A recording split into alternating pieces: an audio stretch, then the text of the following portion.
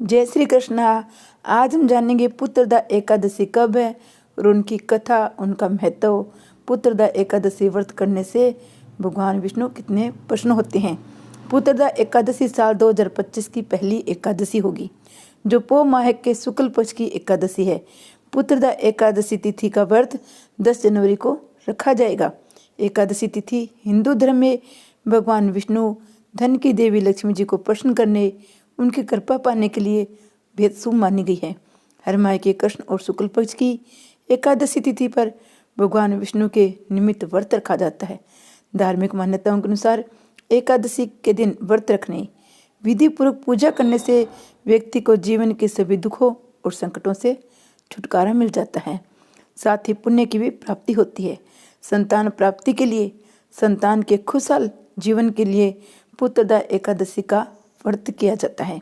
एक साल में 2 बार पुत्रदा एकादशी का व्रत रखा जाता है, एक पो माह के और दूसरा सावन महीने में।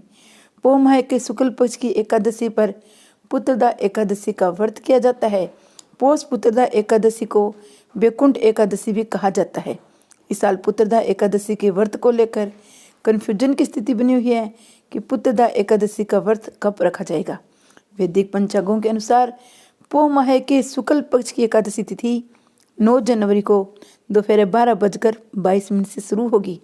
वही तिथि का समापन 10 जनवरी को रात 10:19 पर होगा।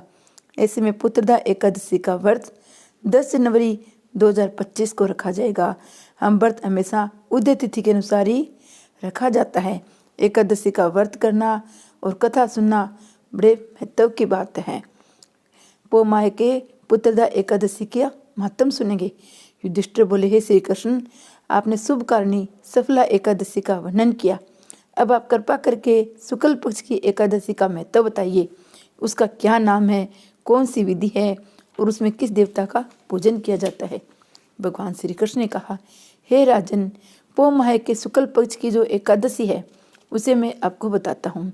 सुनो महाराज, संसार के हित की इच्छा से मैं इसका वर्णन करता हूँ। राजन, पूर्वोक्त विधि से यत्न पूर्वक इसका व्रत करना चाहिए।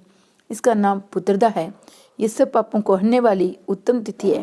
समस्त कामनाओं सिद्धियों के दाता भगवान नारायण इस तिथि के अधिदेवता है। चराचर प्राणियों सहित समस्त लोक में इससे बढ़कर कर दूसरी कोई तिथि नहीं है। पूरे काल की बात है, भद्रावतीपुरी में राजा सुकेतमानु राज्य करते थे। उनकी रानी का नाम चंपा था। राजा को बहुत समय तक कोई वंशधर पुत्र प्राप्त नहीं हुआ, इसलिए दोनों पति पत्नी सदा चिंता और शोक में डूबे रहते थे। राजा के पितर उनके दिव्य जल को शोकोच्छ्वास से गर्म करके पीते थे। राजा के बाद कोई ऐसा नहीं दिखाई देता जो हम लोगों का तर्पण करेगा, ये सोच सोचकर पितर दुखी रहते थे। एक दिन राजा घोड़े पर सवार होकर घन वन में चले गए। पुरोहित आदि किसी को भी इस बात का पता नहीं था। मृग और पक्षियों से सेवित उस संगन वन में राजा भ्रमण करने लगे। मार्ग में कहीं सियार की बोली सुनाई पड़ती थी तो कहीं उल्लुओं की।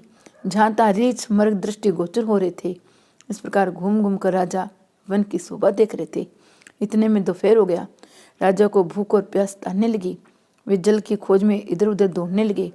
किसी पुण्य के प्रभाव से उन्हें एक उत्तम सरोवर दिखाई दिया, जिनके इसमें मुनियों के बहुत से आश्रम थे। शोभाशाली नरेश ने उन आश्रमों की ओर देखा। उस समय शुभ की सूचना देने वाले शकुन होने लगे।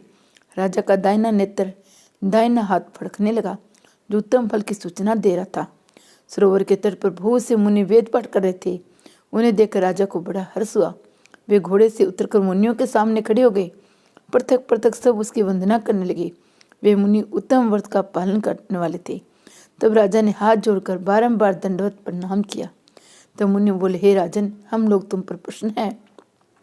राजा बोले, आप लोग कौन हैं? आपका नाम क्या है? आप लोग किस लिए यहाँ एकत्रित हुए? ये सब सच सच मुझे बताइए। मुनि बोले, हे राजन, हम लोग 20वें दिव्य हैं, यहाँ स्नान के लिए आए हैं। माघ का महीना निकट आ रहा है। आज से 5वें दिन माघ का स्नान आरंभ हो जाएगा। आज ये पुत्रदा नाम की एकादशी है, जो व्रत करने वाले मनुष्यों को पुत्र देती है। राजा ने कहा, 20वें देवगण, यदि आप लोग प्रसन्न हैं तो मुझे पुत्र दीजिए। मुनि बोले, हे राजन, आज के दिन पुत्रदा नाम की एकादशी है।